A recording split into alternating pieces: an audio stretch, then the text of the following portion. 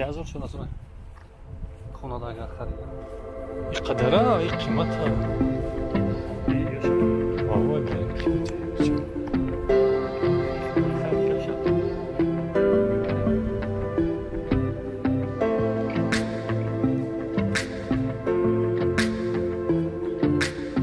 کدوم عصبی باشه این باغ میبیا